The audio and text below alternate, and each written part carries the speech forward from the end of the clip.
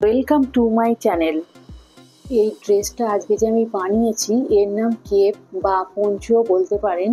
এটা যে কোনো ড্রেস, গাউন বা শাড়ির উপরে আপনি এটা ক্যারি করতে পারেন। কোনো অকেশন বা পার্টিতে আপনি কোনো ড্রেসের উপরে এটা পরতে পারেন, তাহলে এটা দেখতেও সুন্দর লাগবে আর আপনার ওড়না নেওয়ারও দরকার হবে না। এটা তৈরি করা খুবই সহজ, আপনারা ভালোভাবে লক্ষ্য করলেই অনায়াসেই আপনারা বানিয়ে নিতে পারবেন। অনেকটা বাটারফ্লাইয়ের মতো দেখতে লাগছে। আমি 1 মিটার একটা কাপড় নিয়ে নিয়েছি আর এর চওড়াটাও একটু বেশিই ছিল, দেখলাম 1 মিটার চওড়াই আছে। মোটামুটি একটা স্কোয়ার শেপের আমি কাপড় নিয়ে নিয়েছি। এরপর নিজের নেকের মাপ আপনারা এই কর্নারে ড্র করে নেবেন আর তারপরে চারপাশে দেখুন এইভাবে আপনারা সমান মাপের রাউন্ড একটা শেপ করে নেবেন। আর এই দেখুন এই উপরের কাপড়টা আমি একটু সরিয়ে নিয়েছি 2 ইঞ্চি মতো, এইভাবে আমি রেখে ড্র করে নেব। 2 ইঞ্চি এইভাবে সরিয়ে নেওয়ার কারণ হলো ফ্রন্ট সাইডটা একটু গ্যাপ থাকলে দেখতে ভালো লাগবে। আমি ব্যাক নেকের মেজারমেন্ট নিয়েছি 1 ইঞ্চি আর ফ্রন্ট নেকের মেজারমেন্ট নিয়েছি 3 ইঞ্চি আর শোল্ডার নিয়েছি 2 ইঞ্চি। দেখুন এইভাবে তারপরে আমি নেকটাকে কেটে নিচ্ছি। 1 মিটার কাপড়টাকে আমি দুটো ফোল্ড করে নিয়েছি, তার ফলে 4টে লেয়ার একসঙ্গে কাটা হয়ে যাচ্ছে।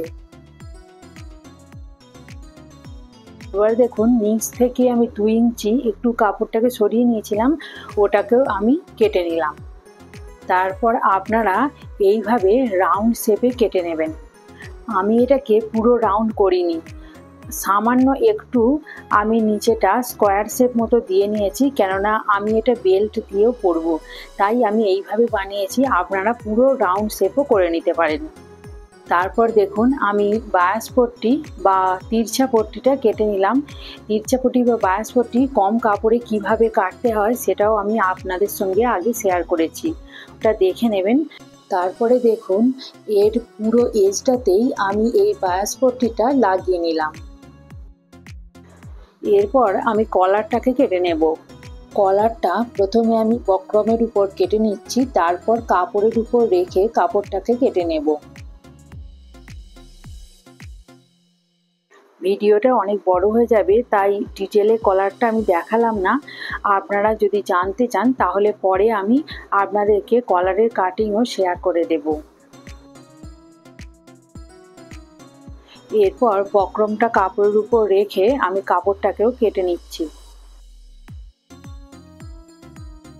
কলার যে লাগাতেই হবে এমন কোনো কথা নেই, কলার ছাড়াও এটা দেখতে খুবই সুন্দর লাগে। দেখুন কলারটা আমি সুন্দরভাবে তৈরি করে নিলাম। তারপর আমি মেপে আরেকবার দেখে নিলাম, দেখলাম হ্যাঁ নেকের সমানই আছে। তারপরে আমি এটাকে মেশিনে রেখে এইভাবে স্টিচ করে নিচ্ছি। দেখুন ইউনিক একটা কেপ তৈরি হয়ে গেল। আপনারা যে কোনো ড্রেসের উপরই এটা ক্যারি করতে পারেন। আমি একটা সাধারণ মেখলা পরেছিলাম, দেখুন তার উপরে এটা ক্যারি করলে একটা অন্যরকম লুক এনে দেবে।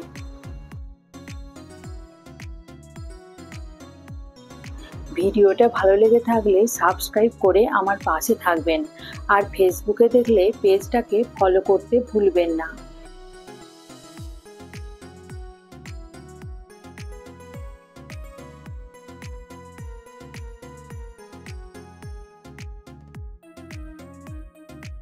Thanks for watching.